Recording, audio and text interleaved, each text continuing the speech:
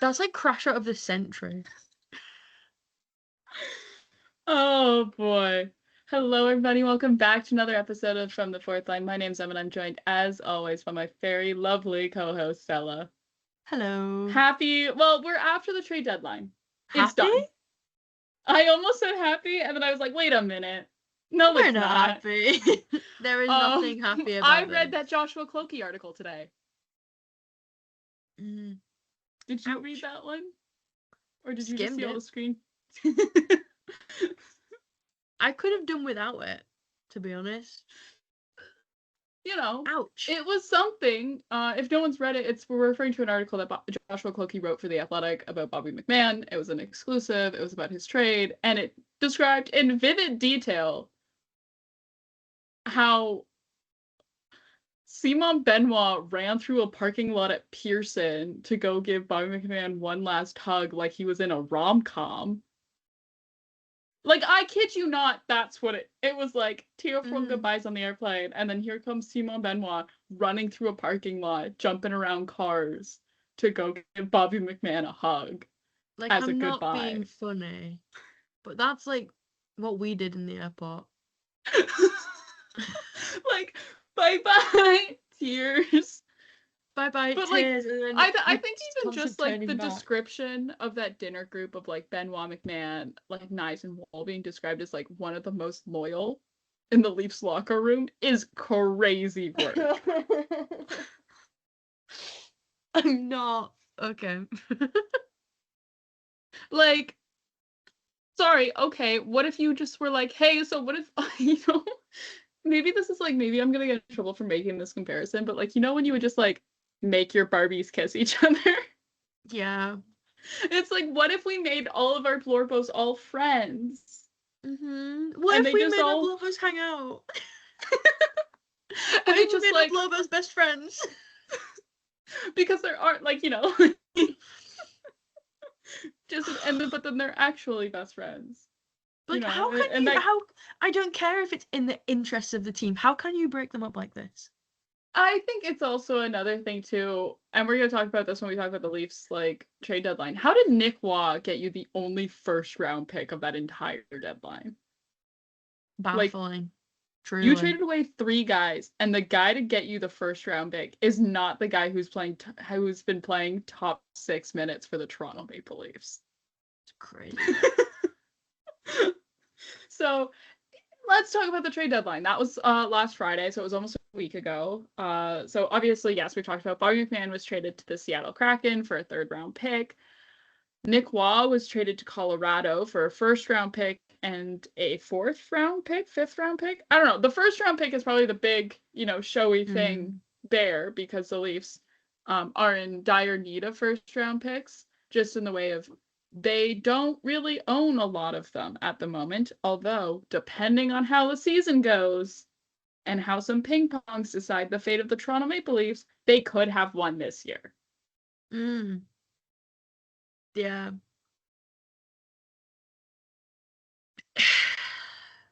That top 5 protection.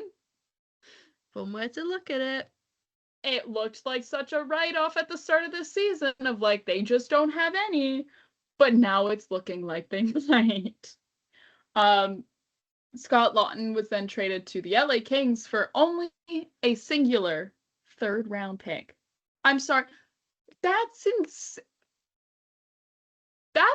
nuts. And I don't mean it to disparage or like to talk down on Scott Laughton, because I really do love Scott Laughton as a player and as a person. You know, he's a hometown guy. You know, my whatever local guy. But like,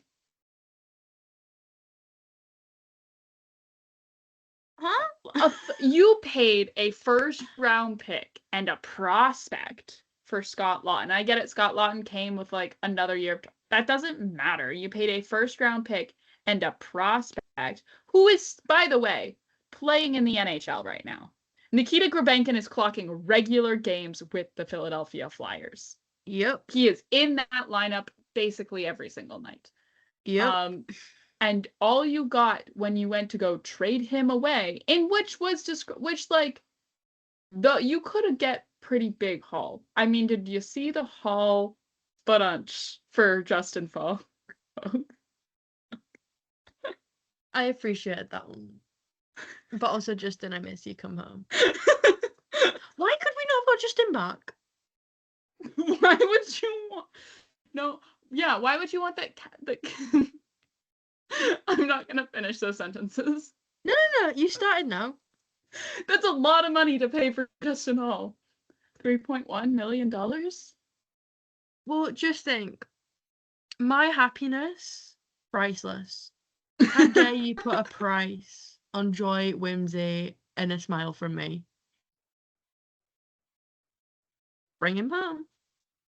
Yes, and I'm sorry, you could not be like, here's Scott. And I think also what's like the most painful, now Bobby McMahon has not played a game yet because he's still running into immigration issues in Seattle, which is like fair enough.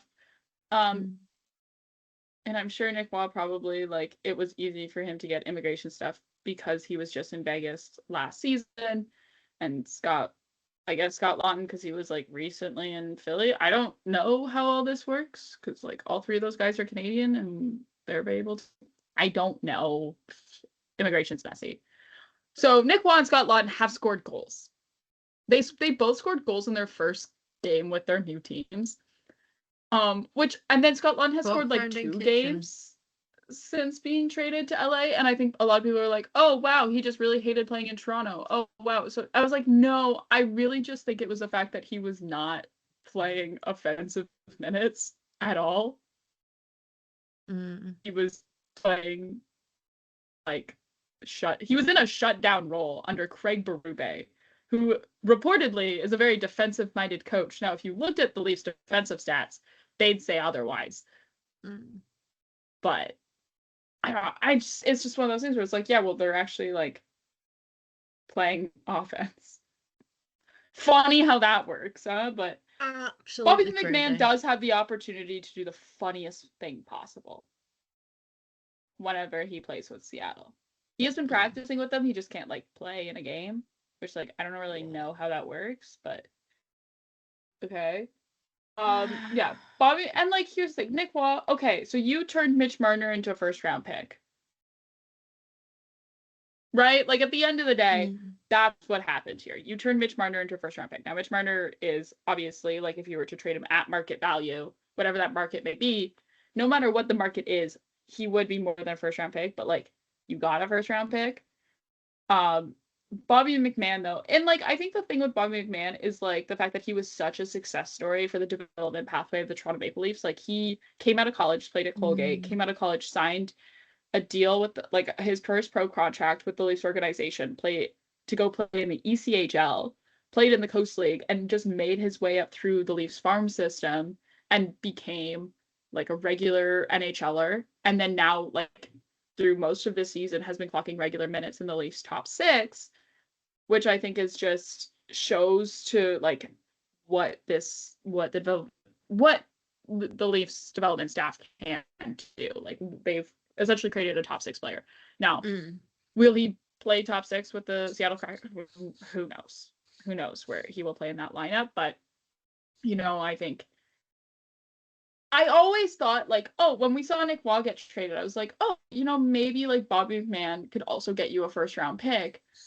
You know, because he's played so many top 6 minutes, so you could sell him, be like, well, he's a top 6 guy for us, right? Like, which maybe some teams will be like, well, he wouldn't be a top 6 guy for us, but like, whatever.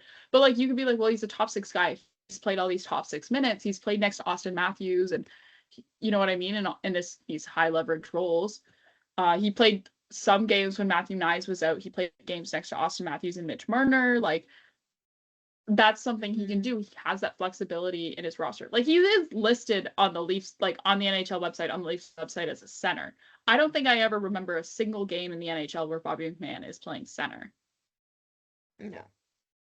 But I just think like the fact that you couldn't get a first round pick for him is or like a prospect, like an actual prospect too. I don't give a crap about the picks, but like what you walked away from this deadline getting in return for what you got is 1 first-round pick, some other, you know, picks other places. I think Bobby McMahon got you a second.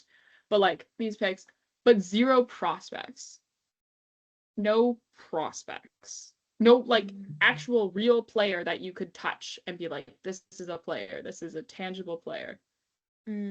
Which I think lengthens that time of like, okay, when can you turn this team around? Can you make this team better? Because I think what works so well, if you want to kind of follow that Boston model of like, well, look at Boston, like last year they missed the playoffs, but they're able to turn it around and they're now back in the play. Like a strong team this year when people didn't think they were going to be. It's like, well, because they got prospects and like got a guy like Fraser Minton. Toronto gave them Fraser Minton for Brandon Carlo and a first round pick, and they still have that potentially that first round pick this year, or they'll have it next year. And so you're like, why you need something like real and tangible to be like, here's some hope we can like look to, and like here's what we can be hopeful about for the future of this team, because like the best you have right now is Easton Cowan. And love Easton Cowan. He had a great assist for a William Nylander goal last night against Montreal. Easton Cowan. So that I think that's just like my biggest takeaway and my biggest issue is like, okay, yes, you now get to see guys like Jacob Quillen get more ice time, like just out of sheer necessity. Like people are like, oh, like Bogru got called up. That's great. Like he's like the top scorer for the Marlies. I think he's second or third in scoring in the AHL this season. It's great that he now gets that call up and he gets to play with the team because they signed him to a 2-year NHL contract this year. He just hasn't played any NHL games until last night against Montreal. It's like, oh, Jacob Quillen is going to get more ice time. Easton Cowan is going to get more ice time. Maybe you'll see more ice time for Nick Robertson. You know, all these guys will get to see the ice more out of sheer necessity because you traded away 3 forwards. Yeah. Like, it doesn't mean that Craig Berube trusts these players anymore. It just means that he has to play them more because the guys, and this is no offense to Bobby McMann, Nick Watt, or Scott Laughton, like no offense to them, but it's just like, if you're like, oh, now we're going to get to see more of Easton Cowan, it's like, well, yeah. He was playing on the top line last night.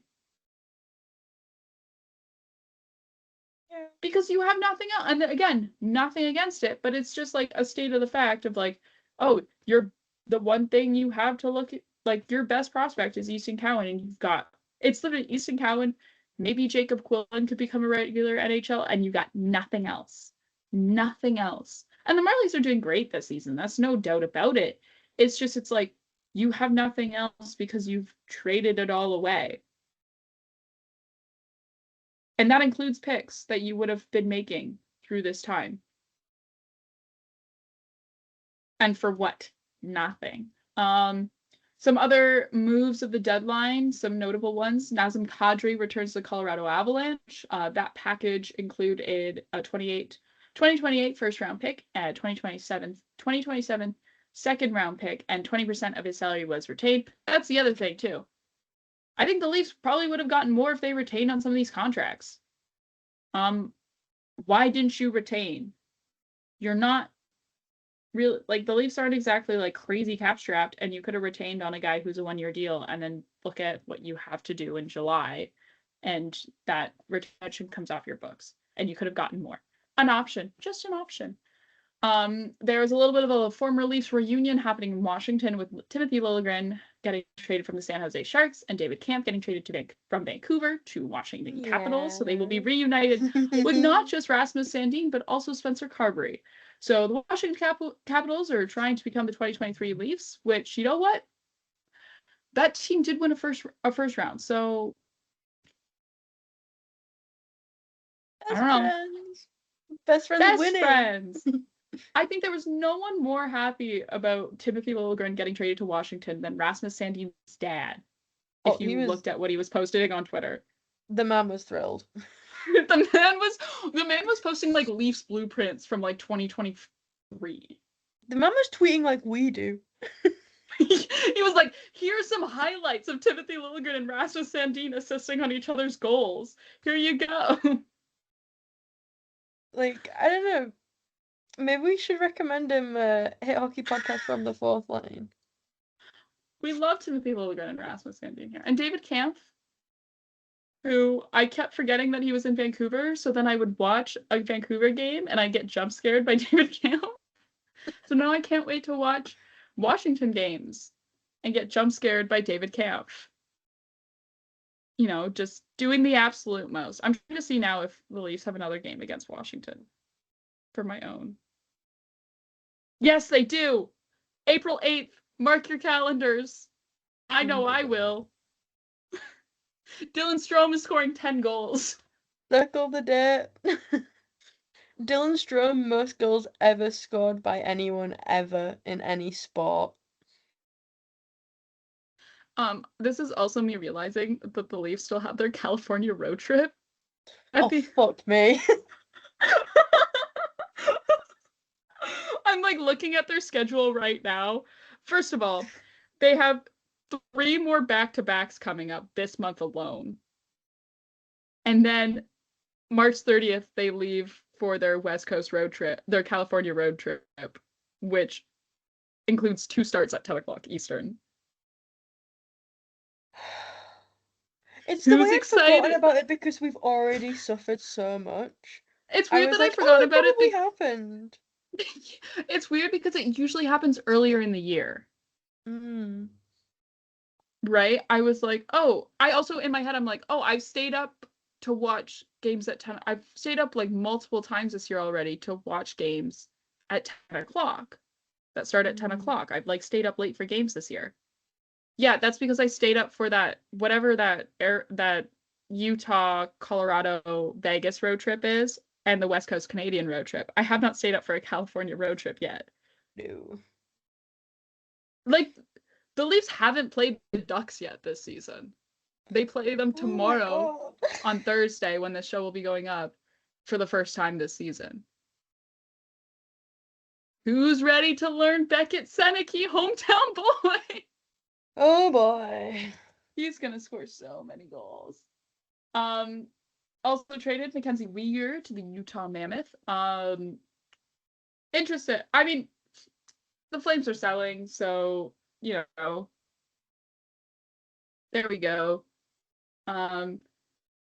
This is the big one for all of us. Michael Bunting was traded to the Dallas Stars. Buds. I think I don't know, maybe he'll love it in Dallas. I love Michael Bunting. You know what? Throw him in another color. Why not? Add it to the list of colors Michael Bunting has worn in the NHL. Who wants yellow? Green is the new yellow.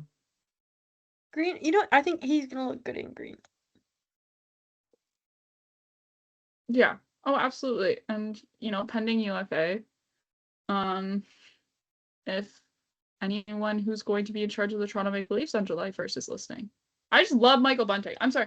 Like, I think about it, though, too, if, like, the Leafs still had Michael Bunting, but then they also had Matthew Knies, just, like, then you're like, oh, options.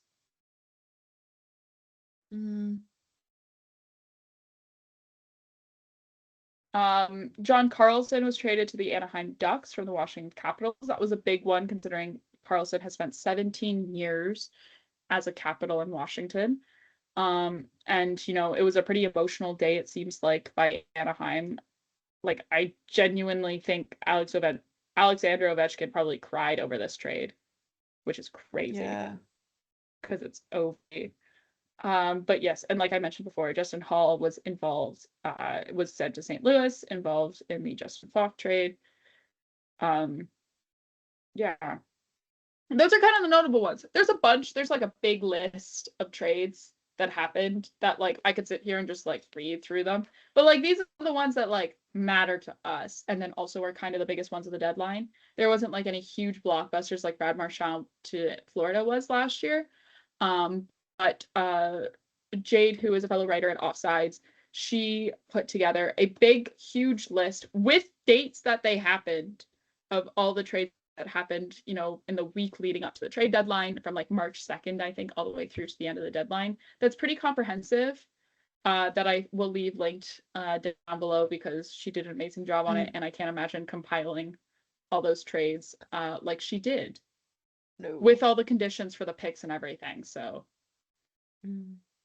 it's a very impressive. So if you want to go scroll through and like look at that full thing, you are more than welcome to. Now to talk about the Leafs. Toronto, Oh, following their loss last night to the Montreal Canadiens, are what, winless in their last 8? Is that what we're at now? Let yeah, me just probably. open the standings. Because it'll tell me. I think it's their last 8. Oh no, because it's not gonna, I can't do it that way. Hold on. I gotta do this the old-fashioned way. 1, 2, 3, 4, 5, 6, 7, 8. Yeah, 8. They haven't won a game since coming back from the Olympics, which is they've played 8 games since. So they're winless in their last 8 games. I think they got a couple points in there because they lost in overtime or shootout or whatever. Um, Austin Matthews has been goalless in the last 12, which like is his longest goalless streak ever. Like longest goal drought ever in his NHL career. Try not to Yeah. like panic, but like Mm. I'm not even panicking at this point. I'm just sort of sat thinking, Jesus fucking Christ. Why must I suffer? Why must he suffer? Why is nothing going well?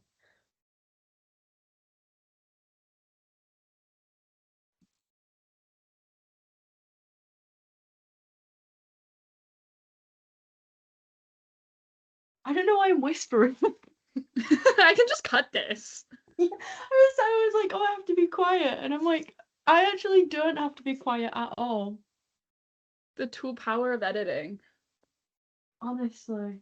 Yeah, he left it and then went, oh, it's fine. I'll be there early in the morning. And I'm like, I don't care if you're going to be there early in the morning. I won't because I've not got my phone charger and I'm on 1%.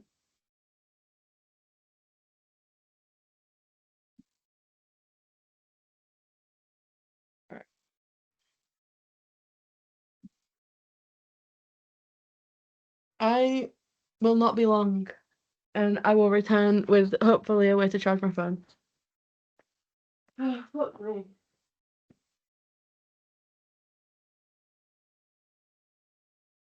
Charge my phone.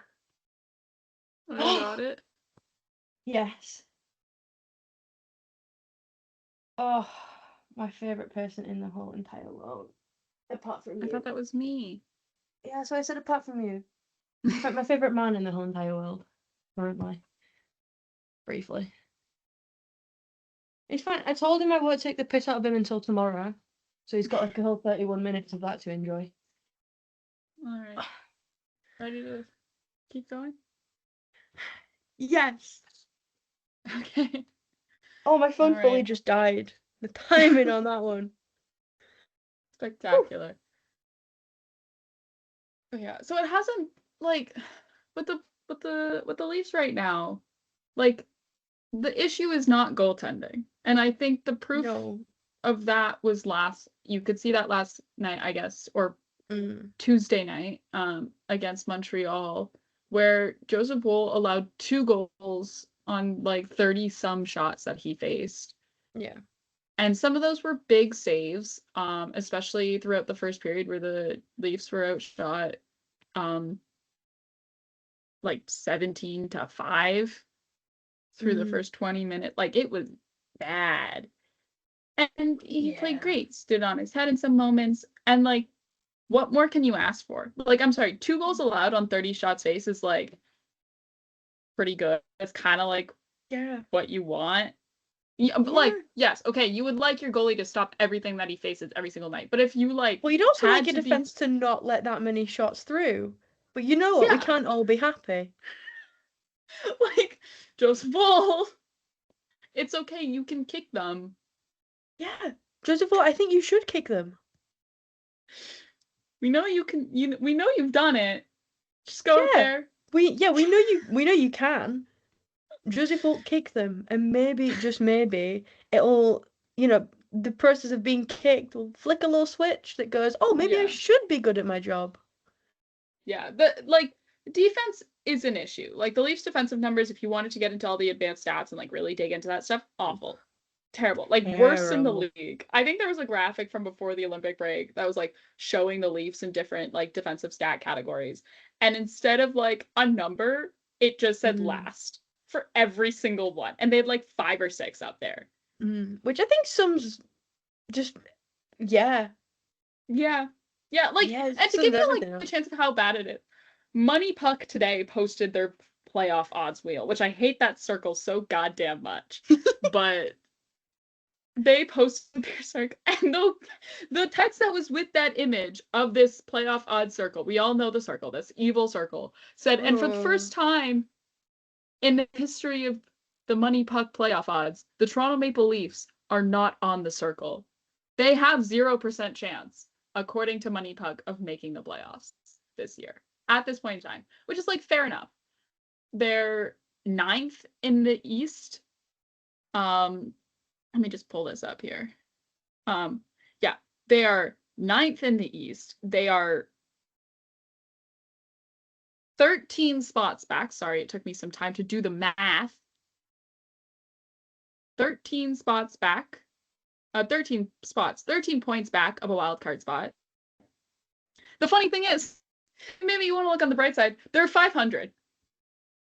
Their points percentage right now, 500.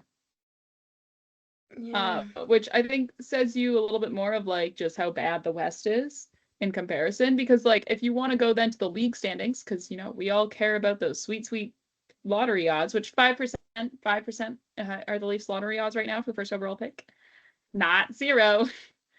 The Toronto Maple Leafs are 26 in the league. That is because the West is so bad. So bad. And also the New York Rangers are pretty terrible as well.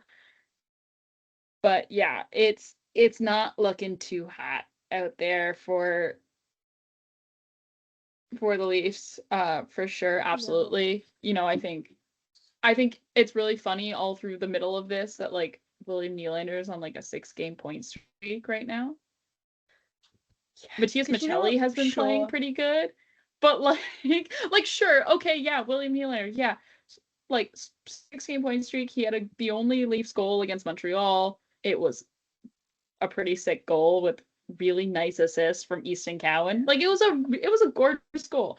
But the Leafs just, like, they aren't playing well. And I think it was, like, really funny last night. Like, I get it, he got an assist. Okay. They made Easton Cowan go out and speak to the media last night. After their game against Montreal, the people who spoke to the media in Montreal after losing to Montreal to make it, the Leafs have lost their last 8 games. The people who went out there to go speak to the media is Joseph Woll, your starting goaltender, which, like, fair enough. William Nylander, Easton Cowan, Bo Groulx, who I guess hometown guy, like, send him out to face the firing squad. Welcome to the team, most recent call up. Here you go. Have at it. It's like, yeah, let's send out the child and the new hire. The child, the new hire, and the guy who did nothing wrong. Yeah, makes perfect sense. Those are the 3 guys besides Craig Berube who spoke after the game. So much sense. Which is so funny because Bo Groulx spoke to the media before the game as well. So unfair. Dude has gotten called up less than 24 hours ago and is like, and he's yapping away. Okay, I'll speak to the media twice in one day, before the game and after the game. Oh, God. Like, Austin Matthews spoke to the media 2 days ago at Leafs practice. He spoke for 5 minutes. Have I watched it? No. Because do I care? No. Matthew Knies spoke for 6. That's long for him. I didn't know he knew that many words. Yeah, it's quite impressive. Good for him. I didn't know he knew that many words that he could string together in sentences. Good for but him. Yeah, he's learning. I do think it's kind of crazy. Like, sure, okay, I know there's only so many times that Toronto media can ask Austin Matthews about what it's like to not score a goal in 12 games. And like remind him how much of a failure he is, I guess. But like, okay, obviously coaching is an issue. Obviously, if you wanted to look at the bigger picture, general management is an issue. Like if you're Leafs ownership, you're saying clear house. Like everyone goes, except for, Sam Kim and Jordan Bean, your video coaches, and except for Curtis Sanford, your goalie coach, because he's done nothing wrong. In fact, he's doing a great job. Everyone else, you can go. Bye-bye. Sayonara. Thank you for working for the Toronto Maple Leafs organization. Bye-bye. Don't let the door hit you on the way out. When it comes to your front office, don't fire again. Yeah, don't come back. Fire Brad Treliving. I'm so honest, and I'm so for real. And I think he could have saved his job if he did a better job at the deadline. Like if he did a better job at like getting assets for what you gave away for the players. If you got like a single real like tangible thing that's not just a bunch of magic beans, which is what NHL picks are, because who knows what you're going to do with them. Fire him too. If you're Keith Pelley and you want actually this team to be competitive, I'm sorry, you have to get rid of like what people wanted this team to, like the people that got brought in to turn this organization into what the fans were clamoring for. What everyone wanted this team to be, which apparently was big and bad. This team is bad, yes. Not in probably the way you wanted them to be. They're bad because if you looked at the standings, and they're fairly large. But are they skilled? Are they talented? Are they scoring goals? Are they stopping goals from being scored besides your goaltenders doing all of the work for you? No. So I'm sorry, you have to re-examine the script, and I can't believe it. I want Kyle Dubas back. Give me Kyle Dubas back, because if there's something Kyle Dubas can do is get assets from what you have. I think about what Kyle Dubas could have done. Like, look at what Kyle Dubas has done in Pittsburgh and what he has turned Tristan Jarry into by trading him to Edmonton. If we still had Kyle, Fraser Minton would still be a Leaf. Oh, probably, absolutely, because Fraser Minton would probably be playing regularly in the NHL. But also, because look at what's going on with Ben Kindle. Love you, Ben Kindle. Friend of the sister show. Friend of the sister show, Ben Kindle. But I also think that, like, if you're still going to, like, trade away guys like Bobby McMahon or, like, Nick Waugh or Scott Laughton, you would have been able to, like, do pretty well at it. Because look at what he's done. So, I don't know. Just... yeah. I will say though, don't fire Craig Berube. If you're gonna fire Craig Berube, which I think you absolutely should, don't do it till the end of April. That'd be great. At least ride out the miserable shit show of a season. But it's like also like I don't want that like new coach like boost that every team gets. Like firing him now at this point is like a waste. Yeah. This is just something like you ride out for a month. Let's get it when it's actually gonna count for something. Yeah. This is just something you sort of ride out for a month and then you fire him in the off season and you wipe your hands clean. You pick in the top 5 because that's where this has gotten you, and you move on.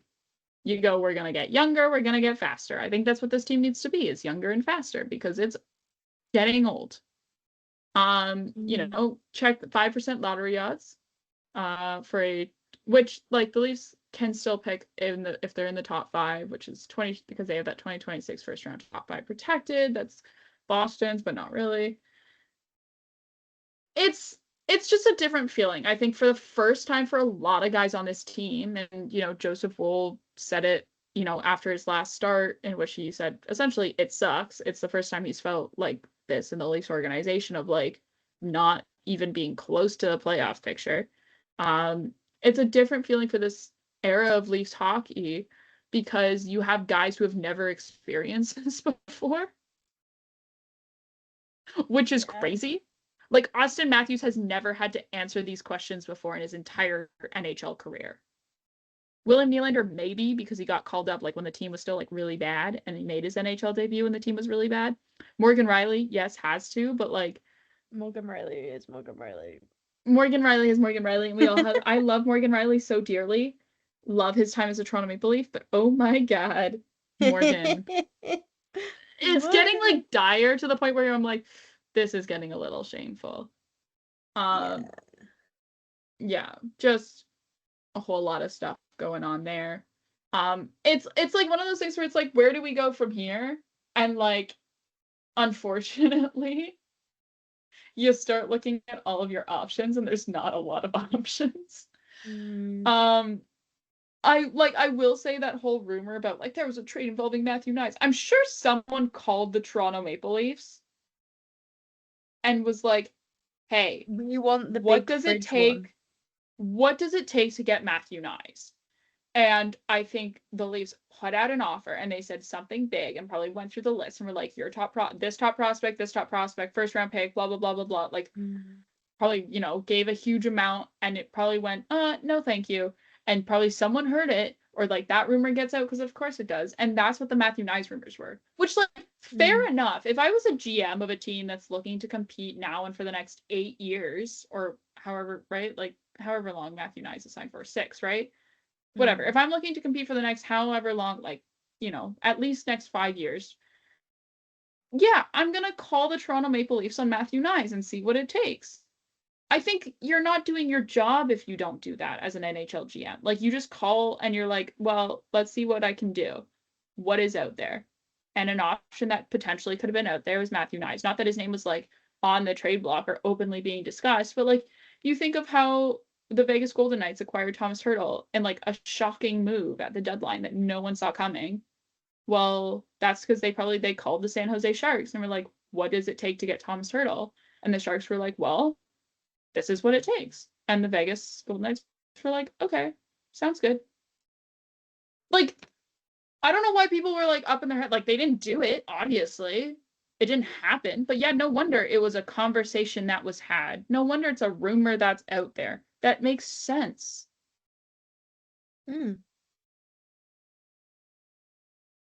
So, yeah. It's just different because, you know, you have all these guys who have never experienced like losing before, which is really funny to like think about. Like Easton Cowan, for example. This kid comes off, you know, the generational run of all runs in junior hockey of like winning the Memmer and like Memmer MVP. Like it's just having a season to end up like a great season in juniors. Okay, yeah, he like disappointment, doesn't win World Juniors, has a really bad time at World Juniors, whatever, blah blah blah blah blah. But like kid wins the Memmer. It's the Memmer. And then he joins the Toronto Maple Leafs, his childhood favorite team. First of all, the player that he loved watching growing up that played for the same junior team that he did is gone, that he was looking forward to playing with, gone. Next, the Toronto Maple Leafs are so terrible, awful, bad that he loses in a shootout to his best bud, who he played junior hockey with and won a Memmer with, who's having, you know, not as great time because his team is also kind of bad. Like the Flyers are fine, whatever. But like at least he's having a good time because he's like hanging out with Trevor Zegras. I don't know. He's living with Trevor Zegras. Yeah.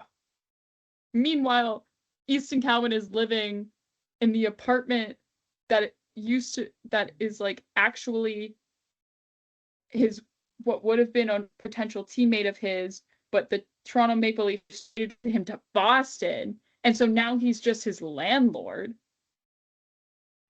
Yeah, Fraser Minton haunting the narrative. For Fraser real. Minton, Toronto landlord. We've talked about this. Fraser Minton is a landlord. If you wanted a reason to hate Fraser Minton, which I don't know why you would, Toronto landlord. But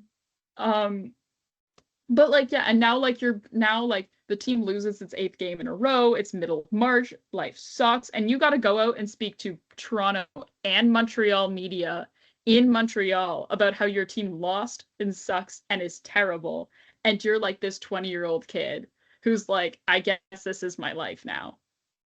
And it's like, how does it feel? How does it feel to lose? And there's only so many ways you can answer that question. Before you just sort of sigh, your lip quivers, and you just burst into tears. Yeah, and like...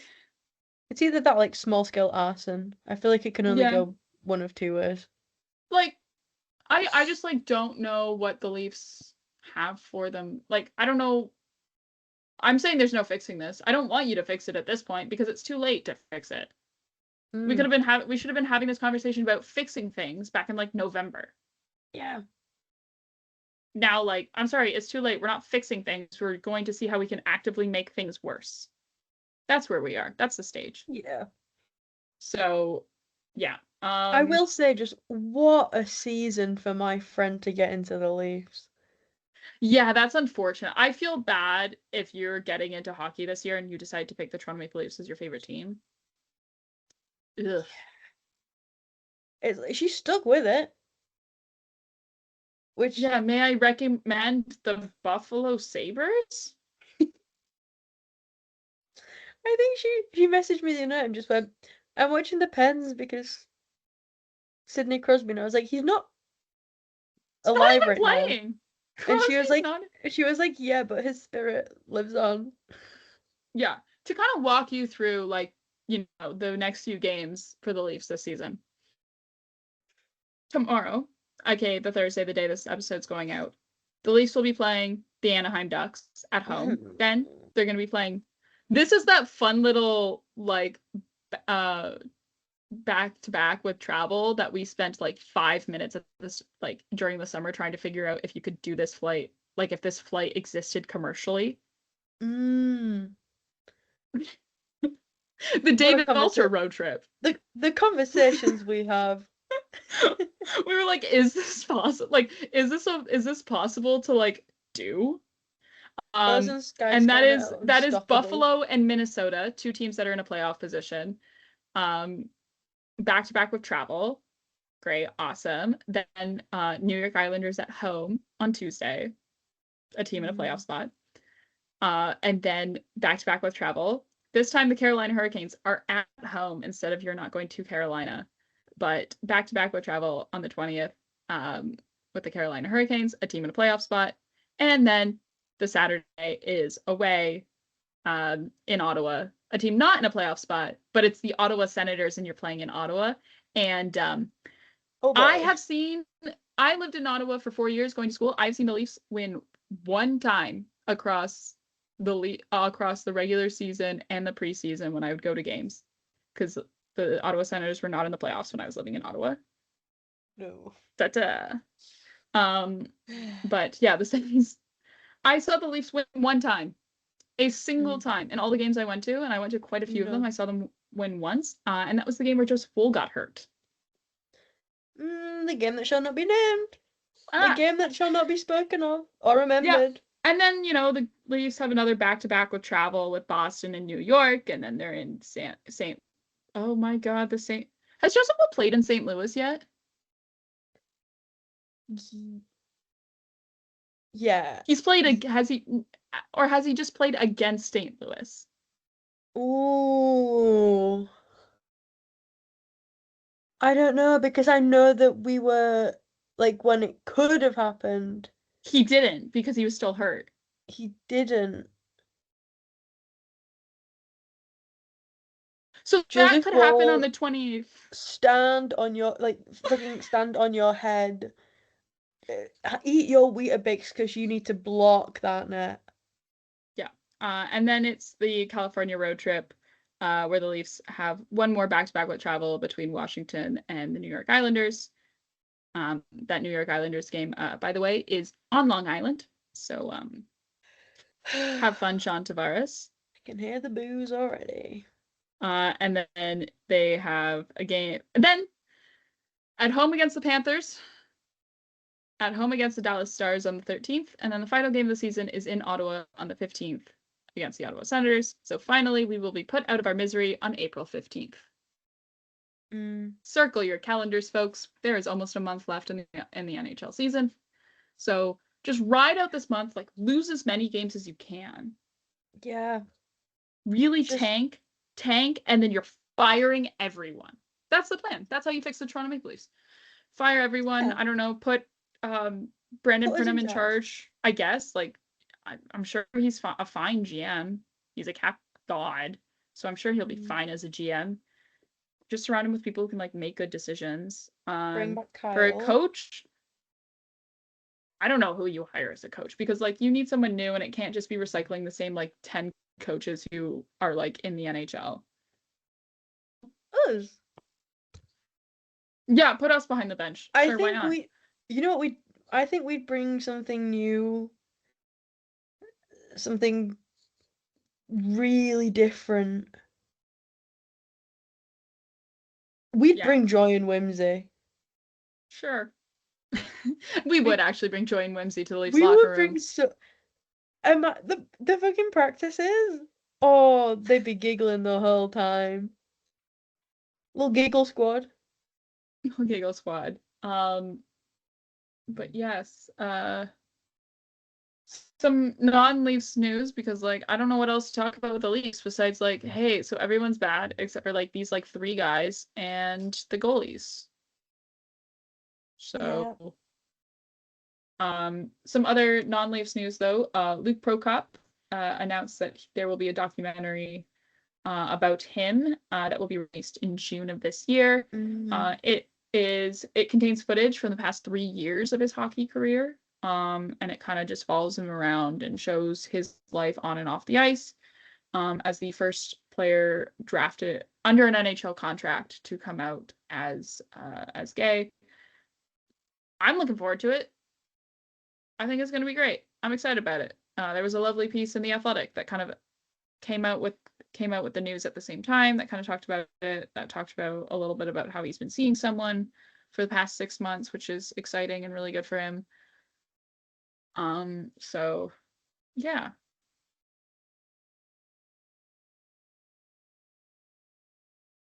I mean, unless there's some like really major news that I've missed and forgotten. I don't think over the- so.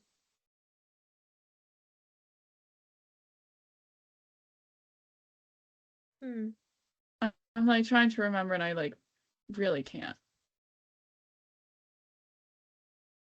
So, oh no, that's not exciting news. Anyway, so I kind of guess we'll end it here. It'll be a little bit of a short one. I just have like, I'm so slammed with school. We're both really slammed with school right now. Yeah. Like I gotta hop off this when we're done this episode and go finish a $400 word article. So by tonight. So gonna go do that.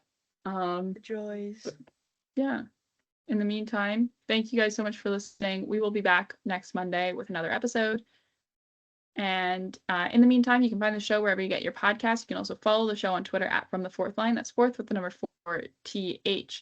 If you miss the two of us between episodes because you think we're absolutely hilarious, or you want to see what we get up to, or you just want to see how many times I can say, hey, so maybe we should just like fire Craig Berube at the end of the season, you can go follow us on Twitter at 60 Leafs for Ella, at Pearby1 for myself. Thank you guys so much for listening. What I guess I don't want to say go Leafs go at the end of this episode. Tank Leafs tank. Tank Leafs tank. All right. Bye, guys. Oh my god.